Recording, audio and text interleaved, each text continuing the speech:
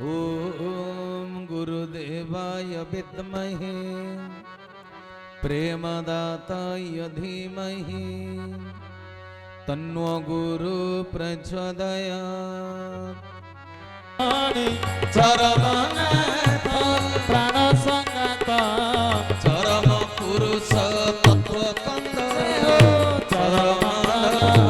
सुख सागर नित्य नूतन सुंदर सुंदर चरमधर सुख सागर नित्य नूतन सुंदर चरमधर सुख सागर नित्य नूतन सुंदर चरमधर सुख सागर नित्य नूतन सुंदर चरमधर सुख सागर नित्य नूतन सुंदर चरमधर सुख सागर नित्य नूतन सुंदर हरि बोल हरि बोल हरि बोल हरि बोल हरि बोल हरि बोल हरि बोल हरि बोल हरि बोल हरि बोल हरि बोल हरि बोल हरि बोल हरि बोल हरि बोल।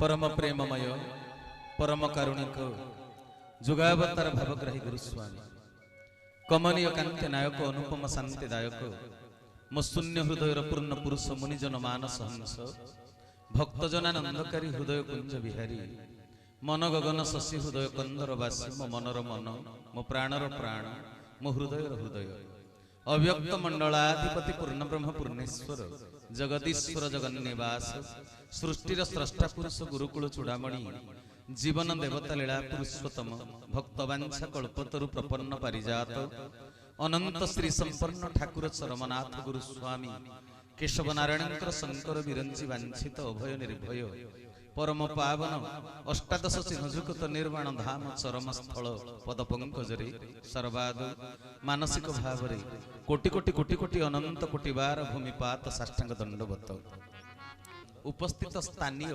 समस्त सत्संग प्रेमी अधिवासी वृंद ए डाकबाजी जंत्र जेपर्यंत कर्णगोचर हेउथिबो से परिवेश परिधि भितर थिबा समस्त ज्ञानी जीवगण समस्त आत्माराम ए सृष्टिर सकल गुरु संप्रदाय समस्तंकर इष्ट देव भक्त शिष्य अनुगत आश्रित युव समाज साधु समाज मध्य संत समाज सर्वोपरि भगवान अमृतमय सृष्टिर कीट ठारू ब्रह्म पर्यंत समस्तंकु मोर हृदयर गभीरतम प्रदेशरु निष्कपट चित्तरे गुरु ज्ञान सश्रद्ध सप्रेम सभक्ति सस्नेह गुरुस्वामी प्रणाम।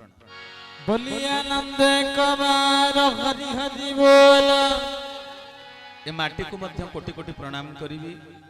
आमने बाणी विहार कैंपस भितर बसीचे केदारेश्वर मंदिर प्रांगण रे बाणी अर्थ मां सरस्वती से सरस्वती कंठरे बसिले किए पदे कहि पारे किए लेखि पारे तेबे सजन वृंद ए माटी होची पवित्र माटी ज्ञानर माटी पाठर माटी तेबे तारी माटी उपरे बसिकरी आमे जेतले कथा वस्तु आलोचना करिवा सरस्वती से पर्यंत कृपा न करिवे जे पर्यंत गुरुंक कृपा न होईछि बुझी परचंती तेनु सजन वृंद मोर गुरु नारायण ठाकुर चरमनाथ को आवाहन कला परे जाई मु कथा वस्तु आगो को आगे नेबी तेनु तांकु हृदय रे आसीन करी जाई आमे कथा वस्तु आरंभ कले से होचंती जंत्री मु होची जंत्र से जेमिति बजैबे मु सेमिति बाजीबी। आसो आसो गुरु स्वामी हृदय रे मो बस तुम कथा कहिबे तुम गुण गाइबे। आसो आसो गुरु स्वामी हृदय रे मो बस तुम कथा कहिबे तुम गुण गाइबे। तुमे न बसिले सदय न हेले काहू किस बापाइले तुम कथा कहिबे तुम गुण गाइबे। आसो आसो गुरु स्वामी हृदय रे मो बस तुम कथा कहिबे तुम गुण गाइबे तुम कथा कहिबे तुम गुण गाइबे। बोल सच्चिदानंद ଚରମନାଥ ଜୟ ତେବେ ସଜନ ବୃନ୍ଦ ସିଏ ଯଦି କୃପା କରିବେ ପଙ୍ଗୁ ପର୍ବତ ଲଙ୍ଘନ କରିପାରିବ, ସିଏ ଯଦି କୃପା କରିବେ ତେବେ ମୁକ ବାଚାଳ ହେଇ କଥା କହିପାରିବ, ସିଏ ଯଦି କୃପା କରିବେ ବ୍ୟକ୍ତି ଜନ୍ମ ବେଳାରେ ଧରି ଆସିଥିବା ସମସ୍ତ ସମ୍ଭାବନା ସମ୍ଭବ ହେଇଯିବ। ତେଣୁ ସେ ପ୍ରଭୁ ଯାହା କୃପା କରିବେ ଆପଣମାନଙ୍କ ନିକଟରେ ମୁଁ ତାହା ଉପସ୍ଥାପନ କରିବି। ତେବେ ଶୁଭ୍ରଜିତ ଭାଇ ମହୋଦୟ ଆଜି ତାଙ୍କ ତରଫରୁ ବା ଭ୍ରାମ୍ୟମାଣ ସତ୍ସଙ୍ଗ ଗୋଷ୍ଠୀ ତରଫରୁ ସେ ମୋତେ ନିର୍ଦ୍ଦେଶ କରିଛନ୍ତି କଥାବସ୍ତୁ ଆଲୋଚନା କରିବା ପାଇଁ, ଯାହାଙ୍କ ନିର୍ଦ୍ଦେଶରେ ଯାହାଙ୍କ ଆଶ୍ରିତ ହୋଇ ଶ୍ରୀକାନ୍ତ ଭାଇ ଆଉ ତାଙ୍କ ଅପା ଆଉ ତାଙ୍କର ନବଜାତ ଯେଉଁ ଶିଶୁକନ୍ୟା ଯାହାକୁ ବର୍ଷେ ପୁରିଗଲା ତାର ଜନ୍ମବାର୍ଷିକୀରେ ଆଜି ଯେଉଁ ସତ୍ସଙ୍ଗର ଆୟୋଜନ କରାଯାଇଛି ସେମାନେ ହେଉଛନ୍ତି ଠାକୁର ଶ୍ରୀ ଶ୍ରୀ ଶ୍ରୀ ସରମନାଥ ଗୁରୁସ୍ୱାମୀ କେଶବ ନାରାୟଣଙ୍କର ଆଶ୍ରିତ। ତେବେ ସେ ଯେଉଁ ଠାକୁର ତାଙ୍କୁ ଆଶ୍ରା ଦେଇଛନ୍ତି ବା ଇଏ ତାଙ୍କର ଆଶ୍ରିତ ହେଇଛନ୍ତି, ଦୁନିଆରେ ଅନେକ ଗୁରୁ ଅଛନ୍ତି, ଆମେ ତାଙ୍କୁ ଗୁରୁ ରୂପରେ ବରଣ କରିଛୁ। ତେବେ ଗୁରୁ ଦରବାରକୁ ଯିବ କେତେବେଳେ ଯାଏ? ଗୁରୁ ଦରବାରକୁ କେତେବେଳେ ଯାଏ? ଯେତେବେଳେ ବ୍ୟକ୍ତି ଭିତରେ ବ୍ରହ୍ମ ଜିଜ୍ଞାସା ସୃଷ୍ଟି ହୁଏ।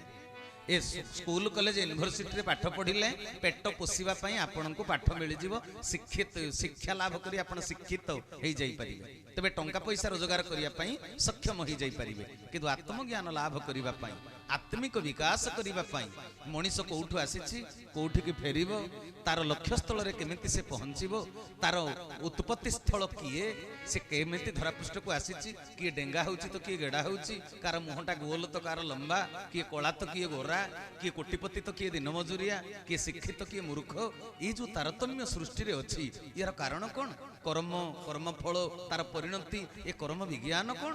ଏ ସମସ୍ତ କଥା ବୁଝିବା ପାଇଁ ଶିକ୍ଷାଗୁରୁ ସମର୍ଥ ନୁହନ୍ତି। ଏ କଥାକୁ ସ୍କୁଲ କଲେଜ ୟୁନିଭର୍ସିଟିର ଶିକ୍ଷାଗୁରୁ ବୁଝେଇ ପାରିବେ ନାହିଁ। ସେଥିପାଇଁ ଦରକାର କିଏ ନା ଦୀକ୍ଷାଗୁରୁ। ଦୀକ୍ଷାଗୁରୁଙ୍କର ଆଶ୍ରିତ ହେଲେ ଯାଇ ଜୀବନକୁ ସଫଳ କରିବାର ଦକ୍ଷତା ଅର୍ଜନ କରିପାରିବେ। ତେଣୁ ସଜନ ବୃନ୍ଦ ଏ ଶ୍ରୀକାନ୍ତ ଭାଇ ଆଉ ତାଙ୍କ ଅପା ସେ ଠାକୁର ଶ୍ରୀ ଶ୍ରୀ ଶ୍ରୀ କେଶବ ଚନ୍ଦ୍ରଙ୍କର ହଉଛନ୍ତି ଆଶ୍ରିତ। ତେବେ ସେ ଠାକୁର ସିଏ ବି ଗୁରୁ, ପୃଥିବୀ ପୃଷ୍ଠରେ ଅନେକ ସାମ୍ପ୍ରଦାୟିକ ଗୁରୁ ଅଛନ୍ତି। ତେବେ ସଜନ ବୃନ୍ଦ ଗୁରୁ ଶିଷ୍ୟ ପରମ୍ପରାରୁ ତ ଜ୍ଞାନର ଆଲୋଚନା ଆରମ୍ଭ ହେଇଛି ସୃଷ୍ଟି ଆରମ୍ଭରେ। ଅପୁରୁଷେୟ ଗ୍ରନ୍ଥ ହଉଛି ବେଦ। ଯେତେବେଳେ ଭଗବାନଙ୍କର ମୁଖ ନିଃସୃତ ବାଣୀ, ସୃଷ୍ଟି ପାଇଁ ସମ୍ବିଧାନ, ବ୍ରହ୍ମାଣ୍ଡର ସମ୍ବିଧାନ ବେଦ, ଯୋଉଥିରେ ଚତୁର୍ବର୍ଗ ଫଳ ପ୍ରାପ୍ତିର ସାଧନ ସୂତ୍ର। ଆମେ ଅଗ୍ନି ଦେବତାକୁ କାହିଁକି ପୂଜା କରିବା? ଯେମିତି ଋକ୍ ବେଦର ପ୍ରଥମ ମନ୍ତ୍ର କ'ଣ? ଅଗ୍ନି ମିଳେ ପୁରୋହିତଂ ଯଜ୍ଞସ୍ୟ ଦେବମୃତ୍ୟୁଜଂ ହୋତାରଂ ରତ୍ନଧାତମଂ। ତେବେ ଏମିତି ଚାରି ବେଦରେ ଦେବତା ମାନଙ୍କର ଆରାଧନ, ଅଗ୍ନିକୁ ସନ୍ତୁଷ୍ଟ କରିବା ପାଇଁ, ଯେହେତୁ ସୂର୍ଯ୍ୟ ଦେବତା ହେଉଛନ୍ତି ସକଳ ସୃଷ୍ଟିର ଆଧାର। ତେଣୁ ସଜନ ବୃନ୍ଦ ଏ ଯୋଉ ବେଦ ଜ୍ଞାନ ଧରାପୃଷ୍ଠକୁ ଆସିଲା ସୃଷ୍ଟିର ସମ୍ବିଧାନ, ମଣିଷ ଭିତରେ ମାନବିକତାର ଜାଗରଣ ପାଇଁ, ମଣିଷ ପ୍ରତିଦିନ ନିଜ ଭିତରେ ଆତ୍ମିକ ସତ୍ତାକୁ ଜାଗରଣ କରିବା ପାଇଁ, ପର ଉପକାର କରିବା ପାଇଁ, ଧନ୍ୟ ଜୀବନ ଏ ଜଗତେ ଯେ ପ୍ରାଣ ଧରେ ପରହିତେ ଏ ଅମର ବାଣୀକୁ ହୃଦୟ ଭିତରେ ସାଇତିକିରି ରଖିବା ପାଇଁ ଯୋଉ ଭାବାବେଶ ଦରକାର, କାହାର ଆରାଧନା ଦରକାର, କାହାର ପୂଜା ଦରକାର, এইভଳି ସବୁ କଥା ସୃଷ୍ଟିର ସମ୍ବିଧାନ ରଚନା ହିଁ କୋଉଥିରେ ରହିଥିଲା? ବେଦରେ। ବେଦ ହେଉଛି ଅପୁରୁଷେୟ ଗ୍ରନ୍ଥ, ବେଦ ହେଉଛି ଭଗବାନଙ୍କର ମୁଖ ନିଃସୃତ ବାଣୀ। କିନ୍ତୁ ବେଦ ଯୋଉ ସଂସ୍କୃତରେ ଲେଖା ହେଇଛି ତାକୁ ବୁଝିଲା ଲୋକ ବୁଝିଲେ, ହେଲେ ସମାଜର ସମସ୍ତେ ତାକୁ ବୁଝିପାରିଲେ ନା।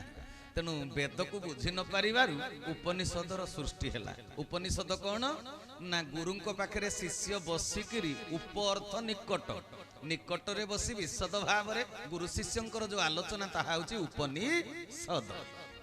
ତେଣୁ ସଜନ ବୃନ୍ଦ ଗୁରୁ ଶିଷ୍ୟର ପରମ୍ପରା ଜ୍ଞାନର ବିତରଣ ପାଇଁ, ଜ୍ଞାନର ଧରାପୃଷ୍ଠରେ ଜ୍ଞାନର ପ୍ରଚାର ପ୍ରସାର ପାଇଁ ଏ ଗୁରୁ ଶିଷ୍ୟର ପରମ୍ପରା ସୃଷ୍ଟି କୋଉ ଅନାଦି କାଳରୁ ଚାଲି ଆସିଛି। ତେବେ ଗୁରୁ ଅନେକ ଅଛନ୍ତି ଧରାପୃଷ୍ଠରେ, ସମୟ ଭିତ୍ତିକ ଗୁରୁ। ଈଶ୍ୱରଙ୍କର ଅଭିପ୍ରେରିତ ହୋଇ ଅବ୍ୟକ୍ତରୁ ଧରାପୃଷ୍ଠକୁ ଆସିଛନ୍ତି ଗୁରୁମାନେ।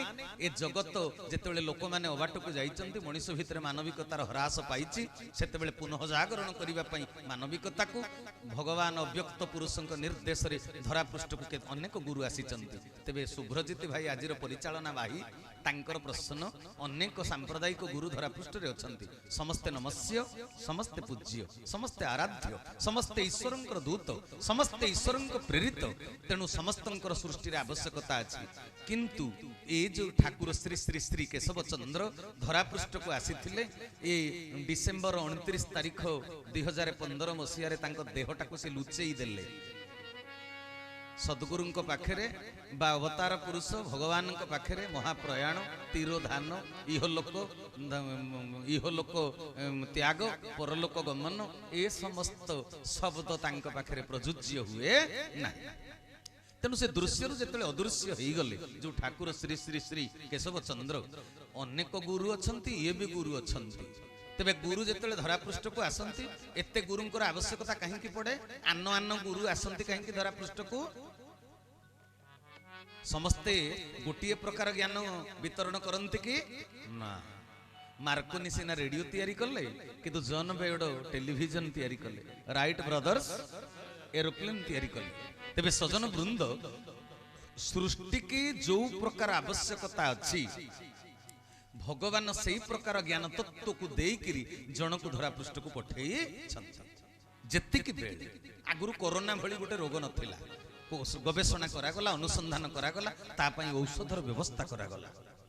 प्लेग रोग है गोटे पक्षी मान कुकुड़ा मान सेटा आगुरु नथिला कौन कहउचंदी ना ना बार्ड फ्लू प्लेगटा तो जो मूषा मानक संक्रमण है मन पड़ुनी क्षमा करेंगे। तेरे जहा ए सृष्टि को जेते जिनिस सबू अवतरित होइछि समय क्रमे सृष्टिर आवश्यकता को नहीं हाँ कि नहीं से भली जेतले नूतन नूतन ज्ञान तत्व ज्ञान होउछि एक ज्ञान हजार प्रकार नुहे जानते कि नहीं मो ठाकुर से चरम गोटे बाणी देले ना कहले चरम गाभीर गोटिए चीर चरम गाभीर गोटिए चीर ताकू दोहुछंती देवता नर ताकू दोहुछंती देवता नर ताकू दोहुछंती देवता नर बोलिए भक्तवत्सल चरमनाथ कहले चरम गाभीर गोटिए चीर ताकू दोहुछंती देवता नर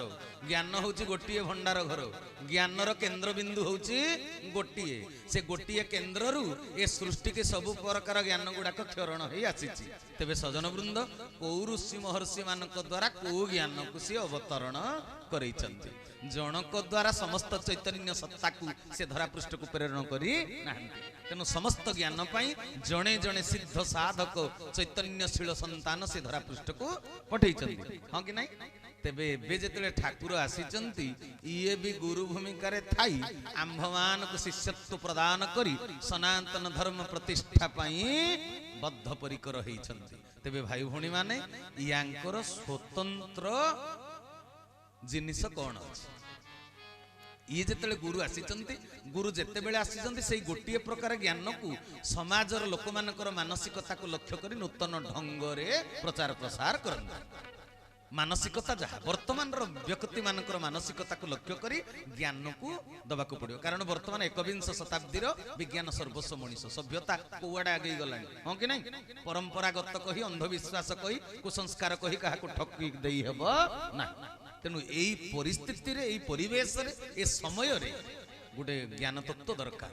तेणु से भली ज्ञान तत्व ठाकुर श्री श्री श्री चरमनाथ नूतन भाव ए धरापृष्ठर मानव कूल किछि देइछन्ति कि तांको पाखरे स्पेशल कौन एटा मते पचारुचंती कि सुब्रजित भाई आजिर परिचालना भाई ते भाई भौणी माने ठाकुरंकर स्वतंत्र विषय वस्तु मु निश्चय कहिबी किंतु ता पूर्वरु आपण माने सुनिबा को इच्छा करिवेनी ए जन्मदिन रे काहे सत्संग करा जाय बोले कौन कहते जन्मदिन रे सत्संग कहीं करा जाए हाँ सेटा बुझिले हम ना खाली जन्मदिन रे सत्संग हुए नी किए मरी गले शुद्ध घर रे भी सत्संग हवा उचित जन्म वार्षिक रे सत्संग हवा उचित 21 रे सत्संग हवा उचित श्राद्ध वार्षिक रे मध्य सत्संग हवा उचित इभिन घरे जेते बेले आपण विवाह कार्य संपन्न करूचंती सत्संग श्रवण करी दी जन आत्मिक मिलन हेले तेबे जाई जीवन सफल आ सुंदर हवा।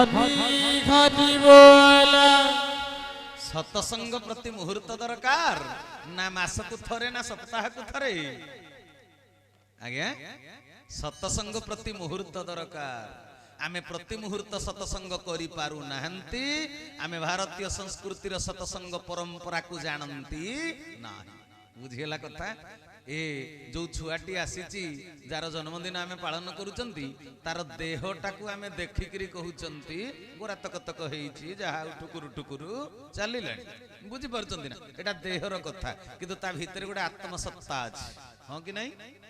ତେବେ ସେ ଆତ୍ମା ସତ ନା ମିଛ? ଦେହ କିନ୍ତୁ ମିଛ। ଯିଏ ମିଛ, ଯିଏ ନଷ୍ଟଶୀଳ, ସେ କିଛି ଦିନ ପରେ ନଷ୍ଟ ହେଇଯିବ। ଦୃଶ୍ୟ ହେଇଛି, ଅଦୃଶ୍ୟ ହେଇଯିବ, ହଁ କି ନାଇଁ? ମତେ ହେଇଗଲାଣି 50 ବର୍ଷ, କଳିଯୁଗର ଆୟୁଷ 100 ବର୍ଷ କେହି ବଞ୍ଚୁ ନାହାନ୍ତି। ମୁଁ ଆଉ 20 ବର୍ଷ ଭିତରେ ଧରା ପୃଷ୍ଠରେ ଥିବି କି ନଥିବି ସନ୍ଦେହ। ତେଣୁ ସଜନ ବୃନ୍ଦ, ଏ ଦେହ ଅଦୃଶ୍ୟ ହେଇଯିବ, ଦୃଶ୍ୟମାନ ଅଛି, ଅଦୃଶ୍ୟ ହେଇଯିବ, କିନ୍ତୁ ଦେହ ଭିତରେ ଥିବା ଆତ୍ମା, ଏକାଦଶ ସ୍କନ୍ଦ ଭାଗବତ କହିଲେ ଆତ୍ମା ଅଖଣ୍ଡ ନିରଞ୍ଜନ, ଦେହ ସହଜେ ଅଚେତ, ଶ୍ରୀ ଗୁରୁ ସତ୍ୟ ସନାତନ, ଚୈତନ୍ୟ ଦାତା ପରବ୍ରହ୍ମ। କହିଲେ ଆତ୍ମା ଅଖଣ୍ଡ ନିରଞ୍ଜନ, ଆତ୍ମାକୁ କେହି ଖଣ୍ଡ ଖଣ୍ଡ କରିପାରିବେ ନାହିଁ। ଭଗବାନ ଶ୍ରୀକୃଷ୍ଣ ଶ୍ରୀମଦ ଭଗବତ ଗୀତାରେ କହିଲେ ନୈନ ଛିନ୍ଦନ୍ତି ଶସ୍ତ୍ରାଣୀ ନୈନ ଦାହତି ପାବକ ନ ଚୈନ କ୍ଲେଦୟନ୍ତି ଆପନ ଶୋଷୟତି ମାରୁତ। ଇଏ ହେଉଛି ଆତ୍ମାର ସ୍ୱରୂପ, ଯାହାକୁ ଅସ୍ତ୍ରଶସ୍ତ୍ର କାଟିକିରି ଖଣ୍ଡ ଖଣ୍ଡ କରିପାରିବନି, ଯାହାକୁ ପାଣି ଭିଜେଇ ପାରିବନି, ବୁଡେଇ ପାରିବନି, ପବନ ଉଡେଇ ପାରିବ ନାହିଁ, ଅସ୍ତ୍ରଶସ୍ତ୍ର କାଟି ପାରିବ ନାହିଁ। ଇଏ ହେଉଛି ଆତ୍ମାର ସ୍ୱରୂପ। ତେଣୁ ସଜନ ବୃନ୍ଦ, ସେ ଆତ୍ମା ହେଉଛି ଅଖଣ୍ଡ ଆଉ ନିରଞ୍ଜନ। ଆହା, ଆତ୍ମାର ମୃତ୍ୟୁ ନାହିଁ, କିନ୍ତୁ ଦେହର ମୃତ୍ୟୁ ଅଛି। ତେବେ ଆତ୍ମା କାହା ପାଖରୁ ଆସିଛି ଯାହାର ମୃତ୍ୟୁ ନାହିଁ? ନା ପରମାତ୍ମା ଅବିନାଶୀ, ତାଙ୍କ ଅଂଶ ଆତ୍ମା ବି ଅବିନାଶୀ। ଭଗବାନ ଶ୍ରୀକୃଷ୍ଣ ଗୀତାରେ କହିଲେ ମମୈବାଂଶ ଜୀବ ଲୋକେ ଜୀବଭୂତ ସନାତନ, ମନଃ ଷଷ୍ଠାନୀନ୍ଦ୍ରାଣୀ ପ୍ରକୃତି ସ୍ଥାନି କର୍ଷତି। ମମୈବାଂଶ ଜୀବ ଲୋକେ ଜୀବଭୂତ ସନାତନ। ହେ ଅର୍ଜୁନ, ଏ ସକଳ ଜୀବଜଗତ ମୋର ହଉଛନ୍ତି ଅଂଶ, ମୁଁ ସନାତନ ପୁରୁଷ, ମୁଁ ସନାତନ। ସନାତନ ଶବ୍ଦର ଅର୍ଥ କଣ କି? ଅପରିବର୍ତ୍ତନୀୟ, ଯୋଜଲ୍ୟମାନ, ମହାର୍ଘ, ନୈସର୍ଗିକ, ଶାଶ୍ୱତ। ତେବେ ସଜନ ବୃନ୍ଦ, ଏ ସନାତନ ଭଗବାନ ହଉଛନ୍ତି ସନାତନ, ଅବିନାଶୀ, ଅବିନଶ୍ୱର, ତାଙ୍କ ଅଂଶ ଆତ୍ମା, ସିଏ ବି ସତ ସନାତନ। ତେବେ ଶ୍ରୀକାନ୍ତ ଭାଇ ଝିଅ ଭିତରେ ଯୋଉ ଆତ୍ମାଟି ଅଛି ସିଏ ହଉଛି ସତ, ନାଇଁ? ତେବେ ସତର ସନ୍ତାନକୁ ସତ ଦବ ନା ଅସତ ଦେଲେ ଖୁସି ହବ? କିନ୍ତୁ ଆଜିକାଲି ଅସତ ଦବାରେ ବ୍ୟସ୍ତ। କ୍ୟାଣ୍ଡେଲ ଜଳେଇ ଦଉଛନ୍ତି, କେକ୍ କାଟି ଦଉଛନ୍ତି, ଫୁଙ୍କି ଦଉଛନ୍ତି, ଗୋଟେ ଟ୍ରେଣ୍ଡିଂ ଚାଲିଛି, ନାଇଁ କି? ହଁ, ପରମ୍ପରା ବିରୋଧୀ କାର୍ଯ୍ୟ। ଆମ ଭାରତ ମାଟିରେ ସେଗୁଡାକ ଚଳେ ନାହିଁ। ଯଦି କ୍ୟାଣ୍ଡେଲ ଫୁଙ୍କି ଦେଲ, ତମ ପୁଅ ଝିଅର ଆୟୁଷ ସରିଯାଉ ବୋଲି ତମେ କାମନା କରୁଛ, ବେଗି ମୋର, ନାଇଁ କି? ଆଉ ଜଳୁଥିବା ଦୀପଟା ପୁରା ଜୀବନର ପ୍ରତୀକ। ଦୀପ ଲିଭି ଗଲେ ମୃତ୍ୟୁର ପ୍ରତୀକ ସେଟା। ଏଟା ଆମ ସଂସ୍କୃତିର କଥା ନୁହେଁ, କିନ୍ତୁ ଆଜିକାଲି ସେଇ କାମ ଗୁଡାକ କରୁଛନ୍ତି। କେକ୍ କାଟୁଛନ୍ତି, କେକରେ କେତେ କେମିକାଲ ମିଶିଛି ଜାଣିଛ? କାଟି ଛୁରୀ ଧରେଇ ଦଉଛ ଛୁଆକୁ। ଆମର ପୁରା ପନିପରିବା କଟା ଯାଏ କୋଉଥିରେ? ପନିଖିରେ। ତେବେ ଛୁଆଙ୍କୁ ଛୁରୀ ଧରେଇ ଦେଲେ କଣ ହବ? ତାଙ୍କ ଭିତରେ କୋଉ ସଂସ୍କାର ପ୍ରବେଶ କରିବ? ଛୁରୀଟା କୋଉଥିପାଇଁ ଧରାଯାଏ? ଛୁରୀ କୋଉ ଦେଶରେ ଧରେଇ ଦିଆଯାଏ? କେତେବେଳେ ଦରକାର ପଡେ ଛୁରୀ। ଆ ଛୁରୀ ଧରେଇ ଦଉଛ, ୱେଷ୍ଟର୍ଣ୍ଣ କଲଚରକୁ ଆପଣାର କରି ନେଇଛ। ତାଙ୍କ ଜାଗାରେ ତାଙ୍କ କଥା, ଆମ ଜାଗାରେ ଆମ କଥା। ତେଣୁ ଆମ କଥାକୁ ସ୍ୱୀକାର କର। ପଞ୍ଜାବରେ ଭଲ ଗହମ ହୁଏ, ସେ ମାଟିଟା ସେଇଥିପାଇଁ ଫିଟ୍। ଆମର ବାଲେଶ୍ୱର ଅଞ୍ଚଳରେ ବଢିଆ ଧାନ ହଉଛି, ସେ ମାଟିଟା ସେଇଥିପାଇଁ ଫିଟ୍। ରାଜସ୍ଥାନରେ ଆଲବେରା, ଘିଅକୁଆଁରୀ ଭଲ ହୁଏ, ସେ ମାଟିଟା ସେଇଥିପାଇଁ ଫିଟ୍। ଯୋଉ ମାଟିର ସଂସ୍କୃତି, ଜଳ, ବାୟୁ, ପାଣି, ପବନ ଯାହା, ତାକୁ ଆପଣଙ୍କୁ ସ୍ୱୀକାର କରିବାକୁ ପଡିବ। ତାକୁ ସ୍ୱୀକାର ନ କଲେ ଆପଣ ବିପର୍ଯ୍ୟସ୍ତ ହେଇଯିବେ। କେକ୍ କାଟିବାକୁ ଯାହାକୁ ଛୁରୀ ଧରେଇଛ, ଭବିଷ୍ୟତରେ ଦରକାର ପଡିଲେ ତମ ପେଟରେ ସିଏ ଛୁରୀ ଭୁଷି ଦବ।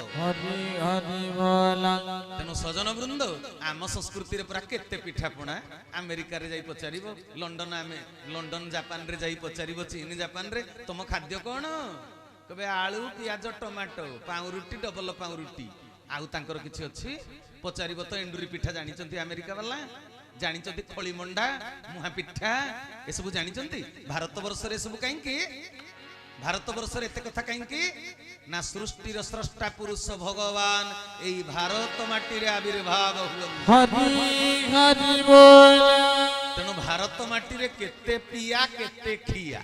बुझी पारुछ ना कथा अलगा देश रे सेगुडाक नाही तेणु आमर आम तांको संस्कृति रे काटी खाइबा आम संस्कृति रे बांटी खाइबा बुझी पारुछ कि हां लडुटा भांगी दबो पिठाटा भांगी दबो काटिबोनी ताकू भांगी किरी बांटी किरी खाइबो तांकर काटी खाइबा हमर बांटी खाइबा ए बांटी खाइबाटा आज काली आउ ना बुझी पारलो कि बांटी खाइबाटा आज काली आउ ना समस्ते तो स्वतंत्र दीटा पुओ जन्म गोटे तो पुओ जन्म करदेले गोटिए पुओरे कोटिए दुख जदि पुओ धर्म परायण न होइतम बुझी पारलो कि तेबे दीटा पुओ जदि जन्म करि देलो गला भाग बांटी पकेइबे रे पुओ तो घरे सकाळ बेला खाइबो मो घरे बेला बेलकु मा खाइबो काई जनकु सब बेले देले गोटे पुओ बहु सब बेले देले किछि असुविधा हो पाप होई जीवो कली जुग रे सब बंटा बंटी कहीं ना वेस्टर्न कल्चर रे तांको संस्कृति रे जेते बेले छुआ हे जाय आत्मनिर्भरशील छुआ जेते बेले पाठ ए जन्म होउ होउ तो सी बोर्डिंग स्कूल रे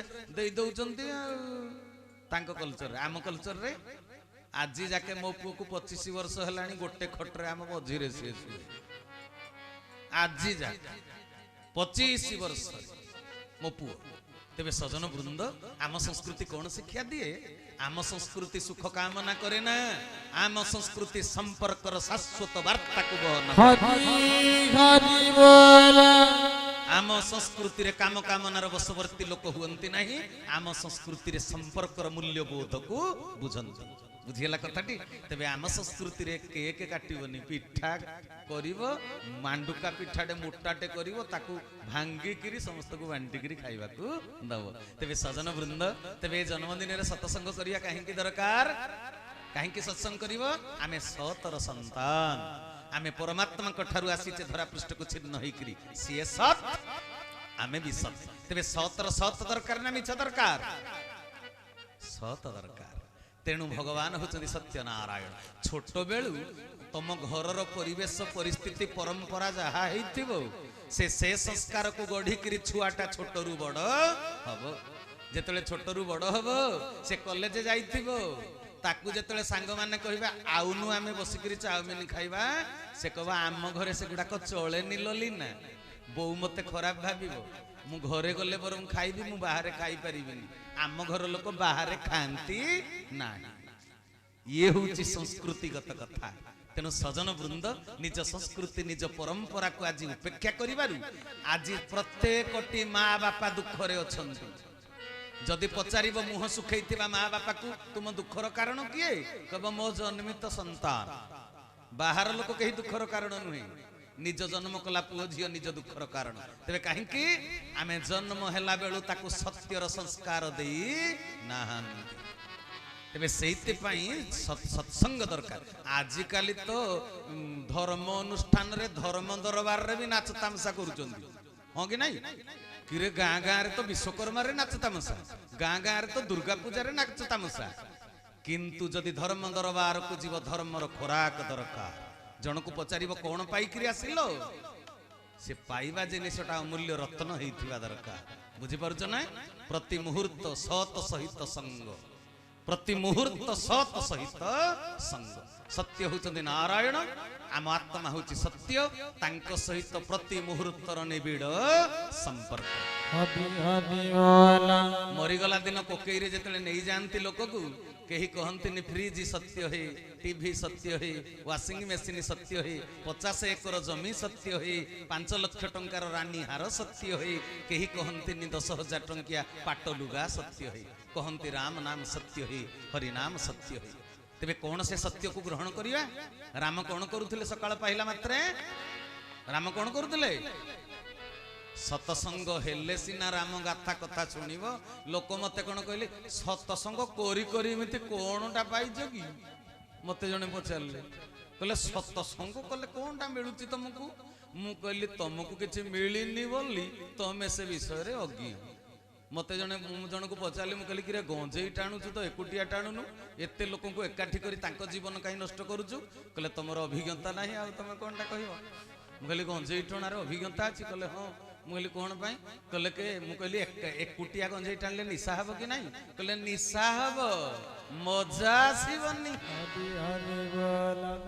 एकुटिया टाणिले निशा हब मजा आसबना ମୁଁ କହିଲି ଓ ତାହେଲେ ଏତେ ଲୋକଙ୍କୁ ଏକାଠି କରୁଛ ମଜା ପାଇବ ବୋଲି କହିଲେ ହଁ ସେଥିରେ ଗୋଟେ ମଜା ଅଛି ନା ତୁମର ତ ଅଭିଜ୍ଞତା ନାହିଁ ଯା ଯିଏ ଖାଏ ନା ବିଡି ଧୂଆଁ ତା ବଣସ ଘୋଡା ମୁହାଁ ତମେ ତ ଘୋଡା ମୁହାଁ ତମେ କଣଟା ଜାଣିଛ ଯେ ସେ ବିଷୟରେ କହିବ ତେବେ ସଜନ ବୃନ୍ଦ ତେବେ ସତସଙ୍ଗ କଲେ କଣ ମିଳେ ଯିଏ ଅନୁଭବୀ ତାକୁ ପଚାରିଲେ ସିଏ କହିବ ସତସଙ୍ଗରୁ କଣ ମିଳୁଛି ଆଉ ସତସଙ୍ଗ ଯିଏ କରିନି ବା ସତସଙ୍ଗ କରିକିରି ଯିଏ ଉପର ଠାଉରିଆ ଡ୍ରାମାଟିକ ଷ୍ଟାଇଲ ରେ ସତସଙ୍ଗ ଯାଉଛି ସିଏ ବା କଣ ପାଇଁ ସତସଙ୍ଗରୁ କଣ ମିଳେ ଅନୁଭବ କରିବ ମୋ ଠାକୁର କିନ୍ତୁ କହିଦେଲେ ସତସଙ୍ଗରୁ କଣ ମିଳେ ଦେଇଛି ଆଦେଶ ହୋଇଛି ଆଜ୍ଞା ଦେଇଛି ଆଦେଶ ହୋଇଛି ଆଜ୍ଞା ସତ୍ସଙ୍ଗେ ବସିଲେ ବଢଇ ପ୍ରଜ୍ଞା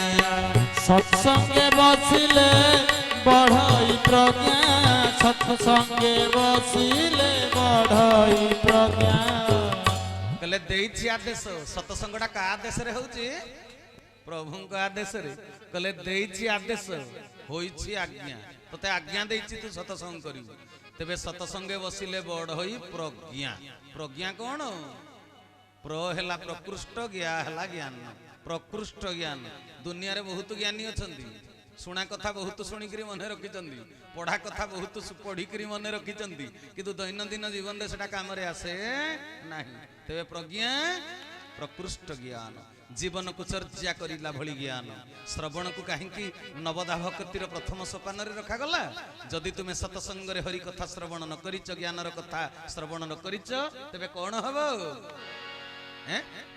ମୋ ଠାକୁର କହିଲେ ମୋ କଥା ଶ୍ରବଣେ ସଂଶୟ ଦୂର ଅଜ୍ଞାନ ଅନ୍ଧାରୁ ହୋଇବୁ ପାର ତେବେ ତାଙ୍କରି କଥା ଶୁଣିଲେ ଯାଇ ଜୀବନ କାଳ ଭିତରେ ଜ୍ଞାନରେ ରହିଥିବା ସନ୍ଦେହ ଦୈନନ୍ଦିନ ଜୀବନର ଚର୍ଚ୍ଚାରେ ରହିଥିବା ସନ୍ଦେହ ପାରିବାରିକ ଜୀବନର ସମ୍ପର୍କରେ ରହିଥିବା ସନ୍ଦେହ ଏ ସମସ୍ତ ସନ୍ଦେହ ସତସଙ୍ଗରେ ଯାଇ ମୋଚନ ହବ ତେବେ ହଉ ଆମ ମୂଳ କଥାଟା କଣ ଥିଲା ଭାଇ ନା ସତ ଆତ୍ମା ହଉଛି ସତ ତେଣୁ ସିଏ ସତ ସବୁବେଳେ ଖୋଜିବା ଦରକାର ତେବେ ତାକୁ ସତ ଖୋଜିବାର ଆମେ ତା ଭିତରେ ସଂସ୍କାର ଜୀବନର ପ୍ରାରମ୍ଭିକ ପର୍ଯ୍ୟାୟରୁ ଦବା ସେ ଯେମିତି ସବୁବେଳେ ସତ ଖୋଜିବ ଅସତ କ୍ରିୟାକୁ ଯିବ ନାହିଁ ଅସତ ପରିବେଶକୁ ସିଏ ଯିବ ନାହିଁ ତା ଘରର ପରମ୍ପରା ତା କୁଳର ମର୍ଯ୍ୟାଦା ତା ଘରର ପରିବେଶ ପରିସ୍ଥିତିକୁ ସେ ଛୋଟ ବେଳୁ ଆକଳନ କରିବ ମୋ ମା ବାପା କେମିତି ମୁଁ ହେବି କେମିତି ଏଇଥିପାଇଁ ସତ୍ସଙ୍ଗ ଦରକାର ଆଉ ଆତ୍ମାକୁ ଯେତେବେଳେ ନେଇ ଯାଉଥିବ କୋକେଇରେ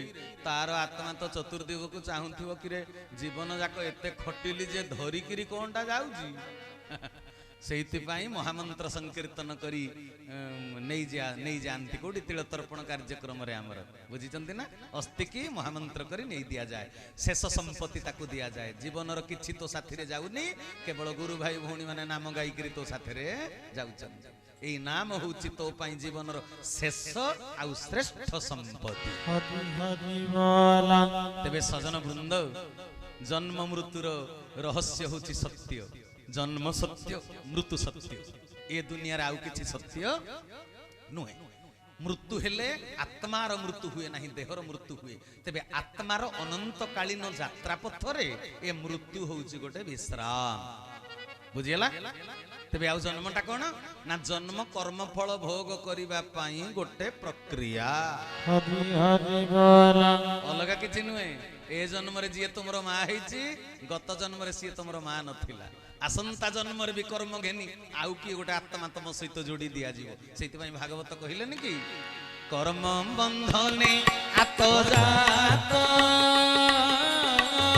କେ ପିତା କେ କାହାର ପୁତ୍ର ଶ୍ରୀ ଗୁରୁ ସତ୍ୟ ସନାତନ ଚୈତନ୍ୟ ଦାତା बोलो सच्चिदानंद भगवान कहले कर्म बंधने आतजात के पिता के काहार पुत्र पूर्व जन्म रे भल कर्म करिजो सेवाकारिणी स्त्री टीए पाइछे पूर्व जन्म रे भल काम करिथिलो ए जन्म रे तुमको भल पुओटीए की बहुटीए देइचंती जाठारु सेवा पाई परिबो आ पूर्व जन्म रे जदी कर्म ठीक नाही लोक कहउछंती ता भाग्य केडे भल मो भाग्य केडे खराब आहा भगवान कौन पातर अंतर करी काहाकू दुख देइचंती पुणी काहाकू सुख देइचंती भगवान पातर अंतर करती बिल्कुल नुहे कर्म करणे फल पाई प्राणी ता अवश्य भुंजई तेबे कर्म उचित होबा पई कोन करिबा दरकार कर्म सब बेले केमिति उचित हबो सत्कर्म केमिति संपादन करिब प्रेरणा कोठु आसीबो उत्साह मो ठाकुर कैवल्य कणिकारे लिखि देले कर्म जोगर प्रथम सोपान होउची सतसंग हरि हरि बोल जदि सतसंग न करिच सत्कर्मर प्रेरणा तुमको मिलिबो ना जोग कर्मसु कौशलम भगवान कृष्ण सांख्य योग द्वितीय अध्याय गीता 50 नंबर श्लोक रे कहिले जोग कर्मसु कौशलम तांको सहित जोग हो जाओ कर्मर कौशल तुमको मिल जाए आज ये कर्मर कौशल जानिनी ता जीवन सफल हो पारिबो नाही मो ठाकुर भी चतुर्थ संख्या चरम रे कहिदेले ना कहले म मत्त पथ गत्त मु तुमको जणै देइची तते बुझै देइची रे धन मो सहित जोग सूत्र रक्षा कले सिना मु पुणी थरे चेतेई देबी बतेई देबी संजोगरु जोग हुए सहतिर शक्ति मिले कहले मो सहित सहति रक्षा कर तते शक्ति मिलिबो तेनु सजन वृंद तेबे सतसंग रु कोन मिलेबे बुझी परले।